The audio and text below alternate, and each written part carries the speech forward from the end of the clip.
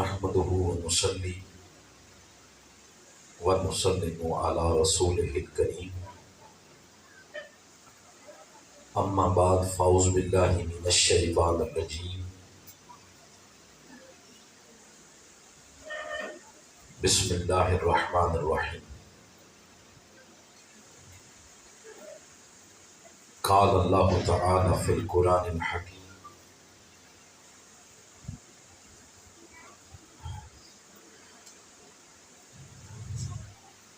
وما خلقت الجن والإنس إلا ليعبدون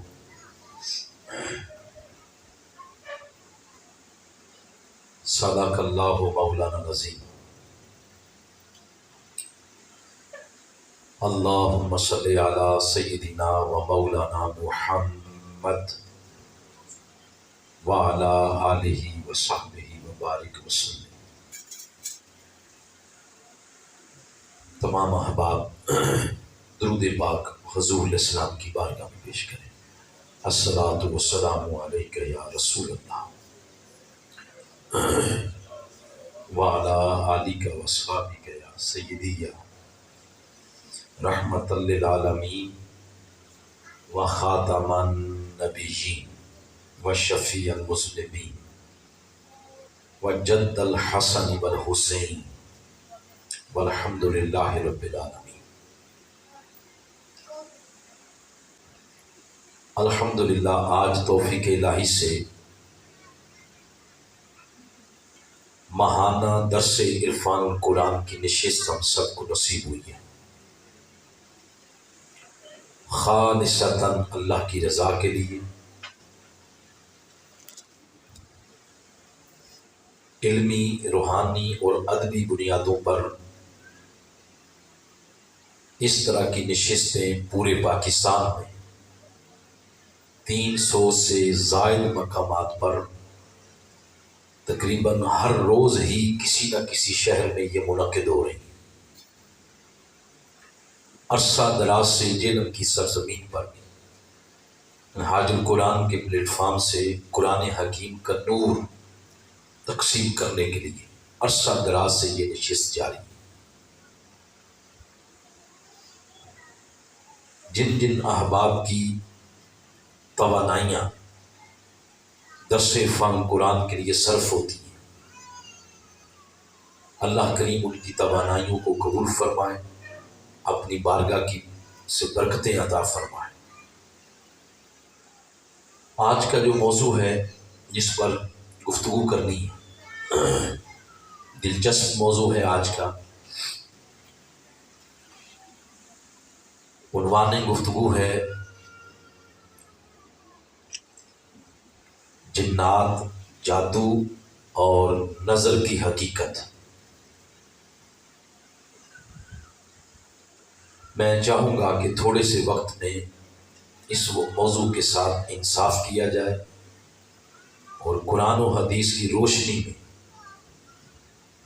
اس موضوع کو اس طریقے سے بیان کیا جائے کہ ابہامات بھی دور ہوں اور تشکیک کی گرد بھی دور ہو جائے۔ موضوع کی ضرورت اس لیے پڑی کہ جنات اور جادو اور نظر، اس مناسبت سے ہمارا یہ جو معاشرہ ہے، پاکستانی معاشرہ، برصغیر پاک و ہند، اس میں بہت سارے توہمات پائے جاتے ہیں۔ توہمات کی ایک ریزن کچھ عرصہ دراز ہمارا معاشرہ ماضی میں ہندوؤں کے ساتھ جو مل جل کے ہم نے معاشرتی زندگی گزاری ہے، اس کے اثرات ابھی تک نظر آ رہے ہیں۔ رہی صحیح کسر غیر مسلموں کا کلچر جو ڈراموں اور مختلف فلموں کی شکل میں ہمارے بچے دیکھتے ہیں، تو جو تصور قرآن نے دیا، حدیث نے دیا، تو اس تصور کو ہمارے بچوں نے خلط بلط کر دیا ہے، اور اس مناسبت سے جو قرآن نے اور حدیث نے تصور دیا تھا وہ پیچھے رہ گیا ہے۔ گھر گھر کی یہ پرابلم ہے، گھر گھر میں جادو بھی ہیں، جنات بھی ہیں، یوں ہی لگتا ہے کہ پورا معاشرہ جنوں اور جادو کا ہے۔ اور قرآن حکیم کی صحیح رہنمائی، اس کا نور لینے کی بجائے جب ہم گلی محلوں کے جہالت کے تھڑوں پہ جاتے ہیں تو ساری زندگی پھر روپے بھی خرچ کرتے ہیں، معاشی توانائیاں بھی صرف ہوتی ہیں، لیکن دن بدن بے سکونی اس میں اضافہ ہوتا ہے۔ آئیں آج قرآن حکیم کی روشنی میں اپنے اس تصور کی کلیئرٹی کرواتے ہیں۔ تو موضوع کے اندر 3 لفظ ہیں، ایک ہے جنات، دوسرا ہے جادو، اور تیسرا ہے نظر کی حقیقت۔ مختصر سے وقت میں جتنا ہو گیا اسی پہ اکتفا کریں گے، بقیہ جو موضوع بچ گیا اس کو اگلے سے اگلے مہینے انشاءاللہ لے لیں گے۔ پہلے نمبر پہ ہم جس پہ بات کرتے ہیں وہ ہیں جنات۔ جنات کی مناسبت سے معاشرے میں 2 طرح کی طبیعتوں کے رجحانات پائے جاتے ہیں۔ ایک رجحان پایا جاتا ہے کہ یہ ساری ماضی کے قصے کہانیاں ہیں اور ڈھگوسلے ہیں گڑے گڑائے، اور ان کا کوئی گراؤنڈ ریالٹی کے ساتھ، کوئی حقیقت کے ساتھ کوئی تعلق نہیں، نہ ہی کوئی جنوں کا وجود ہے، بس یہ ایک ذہنی اختراع ہے۔ ایک معاشرے کے اندر سوچ اس طرح کی پائی جاتی ہے۔ ایک سوچ یہ پائی جاتی ہے کہ وہ جنوں پر اتنا اعتماد اور ٹرسٹ کرتے ہیں کہ بسا اوقات قرآن حکیم کی تعلیمات پیچھے رہ جاتی ہیں، اور یہ جن، جادو اور ان چیزوں پر جو اعتماد اور ٹرسٹ ہوتا ہے وہ قرآن کی نسبت بڑھ جاتا ہے۔ تو آئیں پہلے قرآن پاک سے یہ پوچھتے ہیں کہ کیا یہ مخلوق ہے بھی ہے یا نہیں؟ تو سرنامہ بیان کے طور پر جو میں نے آیت پڑھی ہے اس میں اللہ کریم نے فرمایا وَمَا خَلَقْتُ الْجِنَّ وَالْإِنسَ إِلَّا لِيَعْبُدُونِ۔ اللہ کریم نے ارشاد فرمایا کہ میں نے جنوں کو اور انسانوں کو فقط اپنی عبادت کے لیے پیدا کیا ہے۔ مطلوبہ آیت کریمہ کے اندر 2 مخلوقات کا اللہ پاک نے خود ذکر کیا ہے، پہلے نمبر پر جن اور دوسرے نمبر پر انسانوں کا ذکر ہے۔ سورہ انعام کی آیت نمبر 130 ہے، اس میں فرمایا یا معشر الجن والانس الم یاتکم رسل منکم یقصون علیکم آیات۔ دونوں مخلوقات کا اس میں ذکر آیا۔ پھر آگے ارشاد فرمایا یا معشر الجن والانس ان استطعتم ان تنفذوا من اقطار السماوات۔ دونوں مخلوقات کا ذکر اس آیت میں بھی آیا۔ سورہ رحمان کی آیت ہے جس کا آپ سنتے رہتے ہیں تلاوت، ہر 2 آیت کے بعد یہ آیت آتی ہے فَبِأَيِّ آلَاءِ رَبِّكُمَا تُكَذِّبَانِ۔ اللہ فرماتا ہے تم دونوں اللہ کی کس کس نعمت کو جھٹلاؤ گے؟ تو یہ جو فرمایا جا رہا ہے تم دونوں، اس دونوں سے مراد ایک انسان ہے اور دوسرے جن ہیں، کیونکہ قرآن کے احکامات کے مکلف یہی 2 مخلوقات ہیں۔ پھر پوری سورت نازل کی ہے جس کا نام ہی رکھا ہے سورۃ الجن، 72 نمبر قرآن پاک کی یہ سورہ ہے۔ ان مقامات سے اتنی بات واضح ہو گئی اور اتنی بات ثابت ہو گئی کہ جس طرح انسان ایک حقیقت کا نام ہے، انسان کو اللہ پاک نے پیدا کیا ہے، ان کو وجود دیا ہے، اسی طرح جنات بھی ایک حقیقت کا نام ہے، اللہ نے ان کو وجود دیا ہے۔ اسی زمین پر انسان بھی بستے ہیں اور اسی زمین پر جنات بھی بستے ہیں، ان کا وجود ہے۔ یہ بات جب قرآن حکیم سے ثابت ہوتی ہے تو پھر بے شمار سوالات جنم لیتے ہیں کہ اگر ان کا وجود ہے تو ان کے وجود کی ساخت کیا ہے؟ کیا وہ ہر بندے کو نظر آتے ہیں؟ ادھر بیٹھے ادھر بیٹھے، ادھر آئے ادھر آئے، ان کے وجود کی حیت اور ساخت کیا ہے؟ کیا وہ محبوب قدموں میں لا سکتے ہیں؟ کیا من پسند کی شادی کروا سکتے؟ وہ کھاتے کیا ہیں؟ وہ رہتے کیا ہیں؟ کیا ہمارے ساتھ والے کمرے میں وہ رہتے ہیں؟ کیا وہ انسانی زندگی میں مداخلت کر سکتے؟ کیا ان کو طاقت اللہ نے انسانوں کی نسبت زیادہ دی ہے؟ کیا وہ انسان سے زیادہ افضل ہے؟ اس طرح کے بے شمار سوالات جو انسانی ذہن میں پیدا ہو سکتے ہیں، وہ قرآن حکیم کی رہنمائی سے ان کے جوابات دیتے ہیں۔ تو سب سے پہلے یہ دیکھتے ہیں کہ اگر اللہ پاک نے ان کو وجود دیا ہے، ان کا وجود ہے کیسا؟ یہ جو لفظ ہے جن، بولیں ذرا بلند، آئیں گے نہیں وہ ادھر جب آپ بولیں گے، بولیں ذرا کیا لفظ ہے؟ جو قرآن پاک پڑھتے ہیں ان کو پتہ ہوگا کہ نون کے اوپر شد، جن شد بتا رہی ہے کہ میں جس حرف کے اوپر آئی ہوں یہ حرف ایک بار نہیں، یہ حرف دو بار ہے۔ عربی لغت کا قاعدہ ہے کہ جیم اور دو بار نون یہ جس لفظ میں اکٹھے آ جائیں اس لفظ کے اندر خود بخود معنی پایا جاتا ہے خفیہ رہنے کا، خفیہ رہنا، پوشیدہ رہنا، آنکھوں سے اوجھل رہنا۔ اس لفظ کے اندر خود بخود یہ معنی آ جاتا ہے۔ اللہ پاک نے اس مخلوق کا جو نام رکھا ہے اس نام کے اندر یہ تینوں حروف جیم اور دو بار نون، اور یہ مخلوق پھر اسم با مسمہ ہو گئی۔ ہمارے ہاں تو نام جو ہمارے ذہن کو اچھا لگا، دل کو اچھا لگا تو بچوں کا ہم رکھ دیتے، ضروری نہیں کہ وہ نام اسم با مسمہ ہو۔ مثلا ہمارے ہاں یہ نام بھی پائے جاتے ہیں، عالم دین رکھتے ہیں نا یہ نام۔ ہو سکتا ہے جس کا نام رکھا ہو وہ بندہ ساری زندگی ذمہ دارہ کام کرتا رہا، علم کے ساتھ اس کا دور دور تک کا واسطہ بھی نہ ہو۔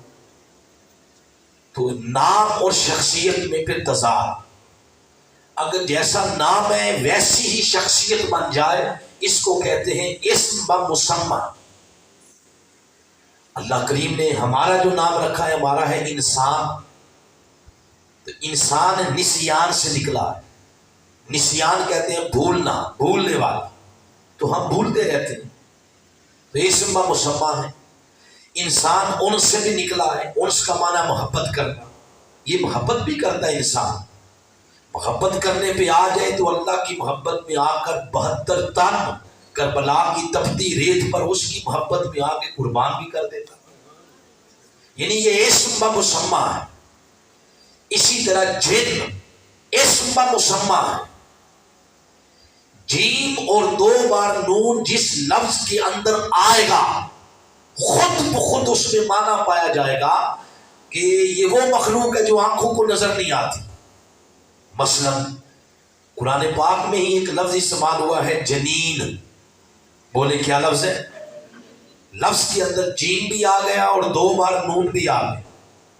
جنین اس بچے کو کہتے ہیں جو رحم مادر کے اندر ہوتا ہے اور وہ آنکھوں کو نظر نہیں آتا۔ اسی طرح ایک انسانی کیفیت ہے جس کا نام ہے جنون۔ جنون اس کیفیت کو کہتے ہیں جب انسان کی عقل پر پردہ آ جائے، تو عقل چھپ گئی، خفیہ ہو گئی، تو اس کو جنون کہہ دیا۔ باغ کو کہتے ہیں جنہ عربی کے اندر، وہ باغ جس کے اندر اتنی درختوں کی پودوں کی کثرت ہو کہ درختوں اور پودوں کی کثرت زمین کو چھپا دے، باغ کی زمین کو، تو اس کو جنہ کہتے ہیں۔ عورت جس کپڑے کے ساتھ چہرے کا پردہ کرتی، عربی میں اس کو کہتے ہیں الجنہ، جیم کے زمہ کے ساتھ، یعنی وہ کپڑا جو عورت کے چہرے کو چھپا دے۔ جہاں مردہ رکھ کے آتے ہیں عام عرف عام میں اس کو کہتے ہیں قبر، عربی کے اندر لفظ استعمال ہوتا ہے جنن، وہ جگہ کو مردے کو چھپا دے۔ یہ 4-5 لغوی معنی سے یہ پتہ یہ چلا کہ جیم اور 2 بار نون جس لفظ میں آئے گا اس کا لغوی معنی ہی یہ ہوگا، اس کے اندر یہ معنی پایا جائے گا، خفیہ رہنا، پوشیدہ، پنہا، مضمر، جو انسانی آنکھوں کو نظر نہ آئے۔ یہی نام اللہ نے اس مخلوق کا رکھا، جن، یعنی وہ مخلوق جو خفیہ ہے۔ بلکہ سورہ اعراف میں تو فرمایا لا ترونہم، تم انہیں دیکھ نہیں سکتے۔ تو وہ ان کے جسم کی ساخت ایسی ہے کہ جو انسانی آنکھوں سے خفیہ ہے، پوشیدہ ہے۔ جب ان کا جسم انسانی آنکھوں سے خفیہ ہے تو ان کے سب معاملات، احوال، کیفیات وہ انسانی زندگی سے مختلف، وہ انسانی زندگی کے حال احوال جیسے نہیں ہے۔ ان کا جسم الگ تھلگ، ان کے کل معاملات، حال احوال بھی انسانی زندگی کے معاملات سے الگ تھلگ، حتیٰ کہ ان کا مادہ تخلیق بھی الگ ہے۔ انسان کو اللہ نے بنایا مٹی سے، جیسے فرمایا هو الذی خلقکم من تراب، تو انسان مٹی سے بنا۔ اس کے بارے میں فرمایا وخلق الجان من مارج من نار، جنوں کو کس شے سے بنایا؟ آگ سے۔ تو مادہ تخلیق بھی الگ ہے، پھر ان کی خوراک الگ ہے۔ سیدنا ابو ہریرہ رضی اللہ تعالی عنہ سے مروی ہے، فتح الباری کی حدیث ہے کہ آقا علیہ السلام نے فرمایا کہ جنوں کی جو خوراک ہے جانوروں کی ہڈیاں اور گوبر، یہ ان کی خوراک ہے، یہ ہماری نہیں ہے، ان کی۔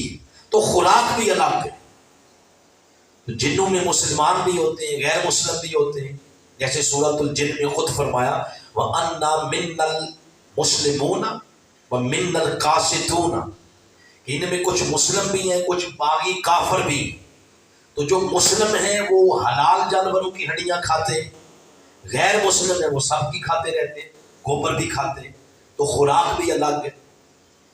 تو جب ان کے جسم کی ساخت الگ، ان کی احوال معاملات الگ، مادہ تخلیق الگ، خوراک الگ، تو پھر ان کی رہائش بھی الگ ہے۔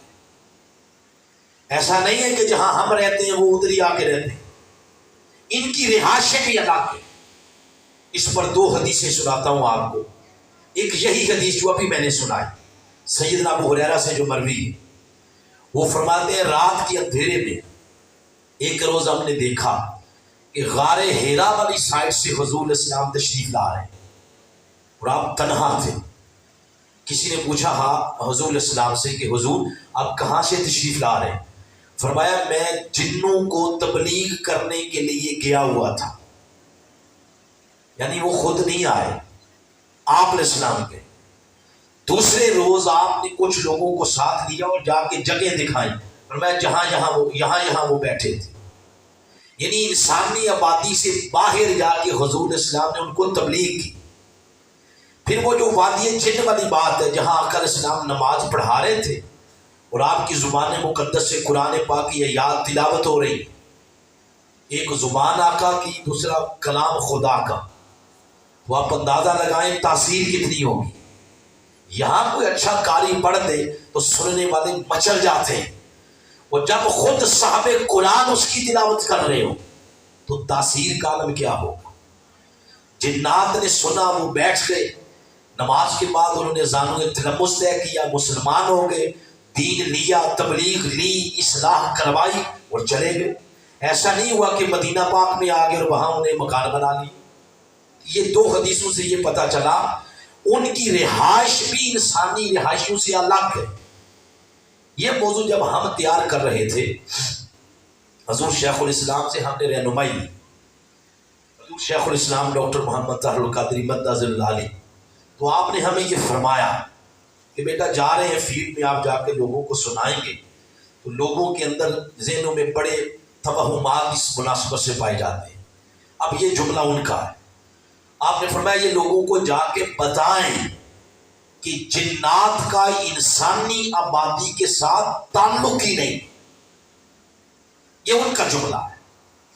فرمایا وہ انسانی آبادیوں میں نہیں رہتے، وہ دور جنگلات، ریگستانوں میں اور کھنڈرات میں جا کے رہتے ہیں۔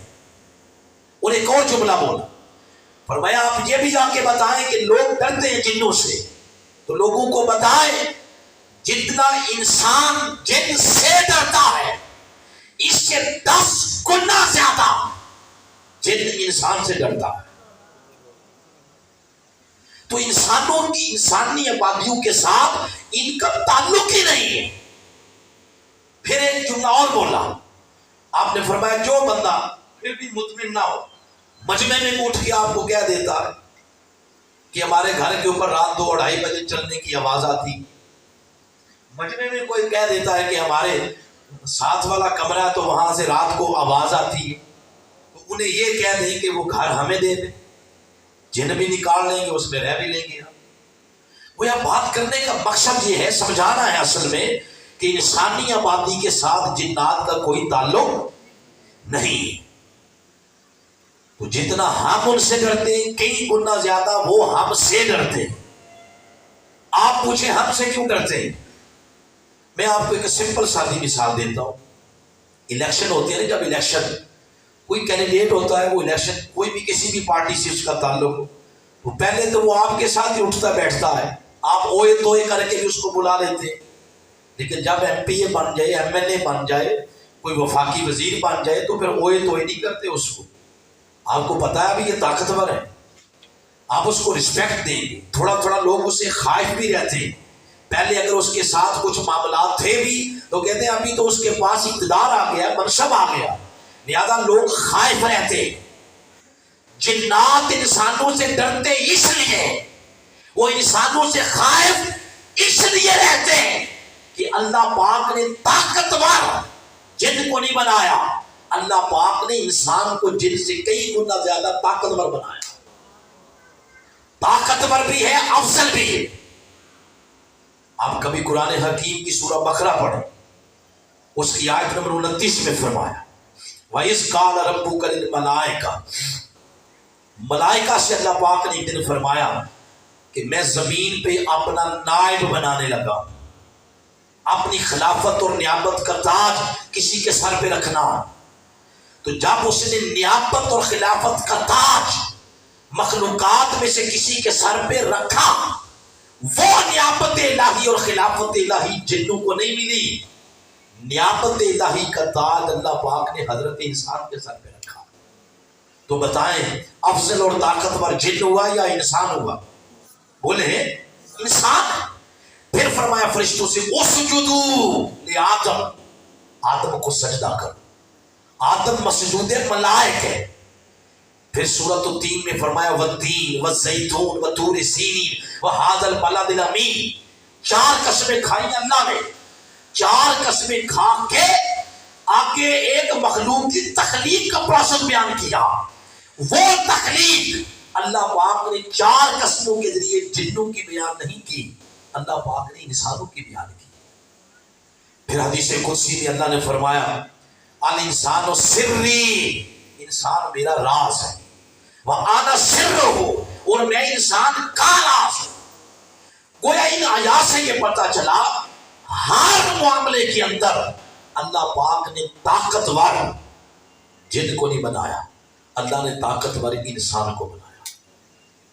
صرف ایک چیز ہے ان کے پاس ہماری نسبت زیادہ، وہ یہ کہ وہ تیز رفتار ہے، اتنی رفتار ہماری نہیں ہے جتنی ان کی۔ وہ سریع ہے، سریع رفتار اللہ نے ان کو بنایا، جس وجہ سے رفتار کے تیزی کی وجہ سے ادھر سے خبریں ادھر وہ جلدی پہنچا دیتے۔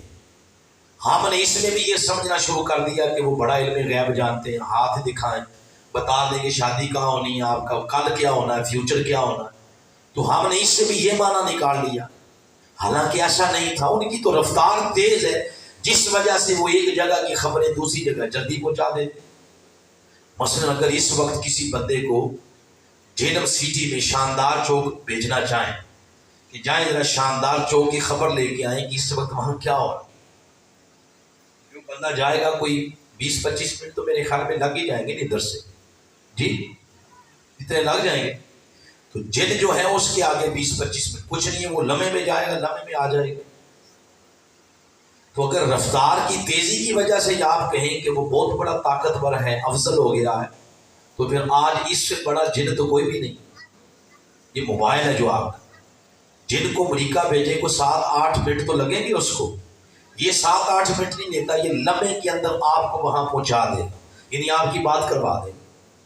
انسان نے اتنی ٹیکنالوجی بنا لی آج، تو صرف ان کی رفتار تیز ہے جس وجہ سے ایک جگہ کی خبریں دوسری جگہ جلدی پہنچا دیتے. یہ ہے ایک عمومی قاعدہ.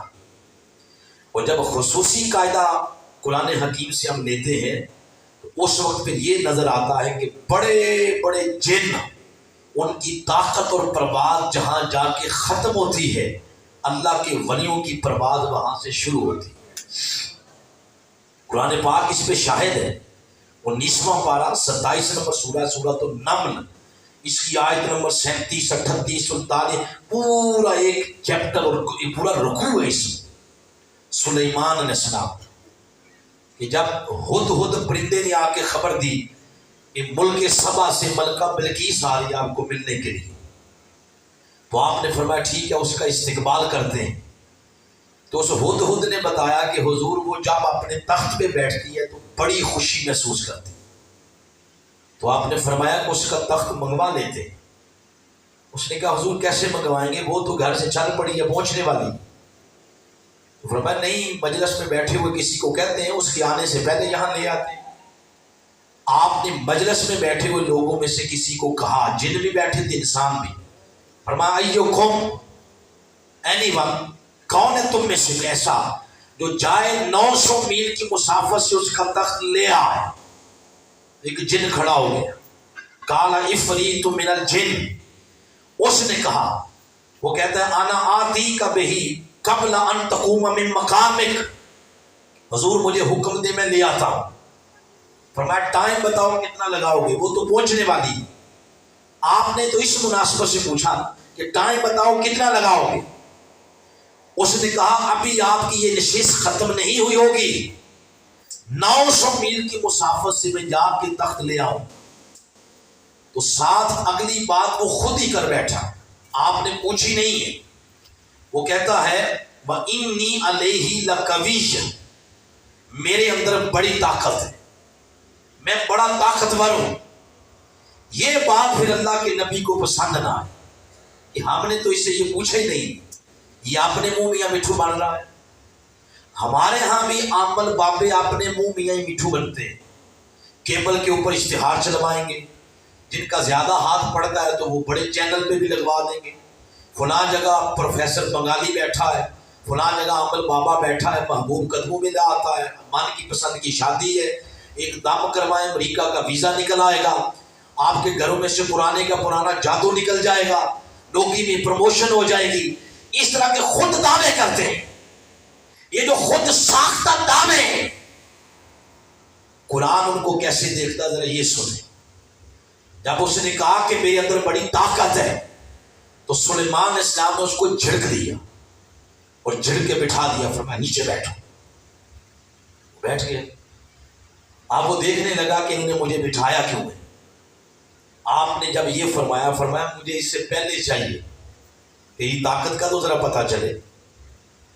اس نے پھر سر نیچے کر لیا. اب نہیں اس نے کہا کہ میں لے آتا ہوں، نہ اس نے کہا نہ اس کی برادری کا کوئی اور بندہ اٹھا، یعنی کوئی اور جن نہیں اٹھ جاتا کہتا حضور بچہ ایسے دعویٰ کر بیٹھا میں لے آتا. جن نہیں اٹھا. اب جب آپ نے فرمایا ایو کون، بھائی کون ہے اب جو لے کے آئے، اس سے پہلے اب نہ وہ جن اٹھا نہ اس کی برادری کا کوئی اور فرد اب اٹھا اس مجلس میں. تو ایک انسان اللہ کا ولی اٹھا، آصف بن برخیہ. اس نے کہا کہ آپ حضور مجھے حکم دے میں لے کے آتا ہوں. تو فرمایا وقت بتاؤ کتنے وقت میں لاؤ گے. آپ اس سے تو پوچھا ہے نا کہ وقت بتاؤ، در حقیقت اس کے کانوں کی کھڑکیاں کھولنی تھی، اس کو اس کی اوقات یاد دلانی تھی.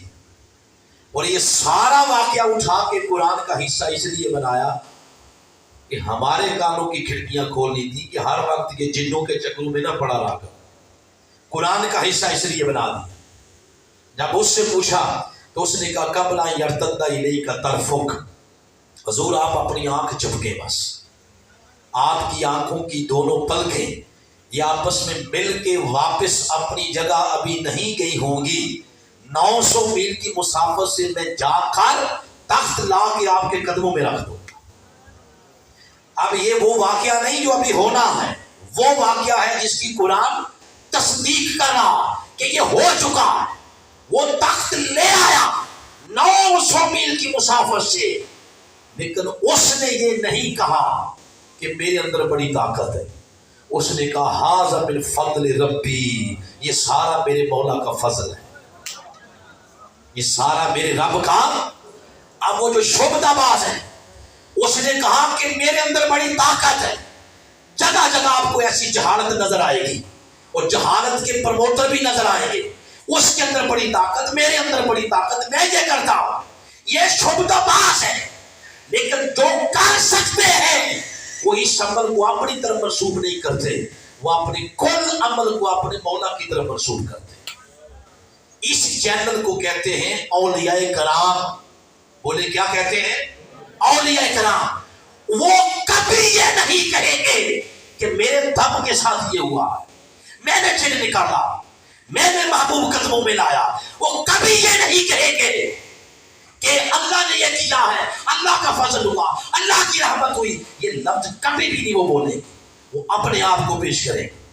مگر جو اولیاء ہیں، جو اللہ کے ولی ہیں، جب آپ ان کے پاس جائیں گے ان کی زبان سے لفظ ہی صرف اللہ کا نکلے گا. جب آپ کہیں گے حضور امی بیمار ہے، وہ کہیں گے اچھا اللہ کرم کرے گا. حضور میرا بیٹا بھی بیمار ہے، اچھا ٹھیک اللہ کرم کرے گا. حضور نوکری کا معاملہ ہے، ذرا دعا کر دیں، اللہ کرم کرے گا. بس یہ اللہ کا کرم، اللہ کا فضل، اللہ کی رحمت، بار بار لفظ اللہ ان کی زبان سے جب نکلتا ہے تو اپنے سامعین، حاضرین، اپنے ساتھ جو مرشدین ہیں اور ان کے جو حقیقت مند اور وابستگان اور مرید ہیں، ان کا تعلق اپنی ذات کے ساتھ نہیں بلکہ ان کا تعلق اللہ کے ساتھ جوڑتے ہیں. اور شعبدہ باز یہی کہے گا کہ یہ سب کچھ میں نے کیا. تو اللہ پاک نے افضل جن کو نہیں بنایا، طاقتور جن کو نہیں بنایا. اللہ نے طاقتور کس کو بنایا ہے؟ بولے انسان. آپ کہہ سکتے ہیں کہ یہ تو سابقہ کتابوں کے ماننے والا بندہ تھا، تو قرآن کے ماننے والوں کے اندر بھی یہ پاور ہے، اتنی پرواز ہے کسی کے اندر. تو آئے میں آپ کو شہباز لامکانی کا واقعہ سناتا. حضور سیدنا غوث الاعظم سرکار، آپ کو ایک بندے نے دعوت دی کہ حضور رمضان، حضور آج کے روزے کی جو افطاری ہے وہ میرے گھر میں کریں آپ. تو قبول کر لی اس کی دعوت. ایک اور بندے نے آپ کو دعوت دی، نہیں حضور آج میرے گھر میں روزہ افطار کریں. اسی دن کی افطاری اس کی بھی قبول کر دی. تیسرے نے بھی دعوت دی، ایک ہی روز کی 40 بندوں کی افطاری قبول کر لی، ایک ہی روزے. دوسرے دن پھر وہ بندے شکریہ ادا کرنے کے لیے آئے. پہلا بندہ آیا، حضور کل بڑی کرم نوازی آپ نے کی، میرے گھر تشریف لائے ہیں، روزہ افطار کیا. وہ شکریہ ادا کر کے بیٹھا تو دوسرا آ گیا. اس نے جب شکریہ ادا کیا تو دونوں ایک دوسرے سے پوچھتے ہیں بھائی تو کاہے کا شکریہ ادا کر رہا ہے، کل تو یہ میرے گھر میں تھے.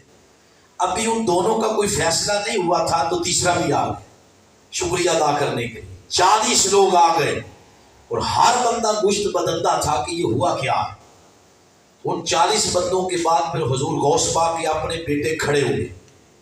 انہوں نے کہا ابا جان کہیں بھی نہیں گئے تھے، انہوں نے شام کو روزہ اپنے گھر میں افطار کیا.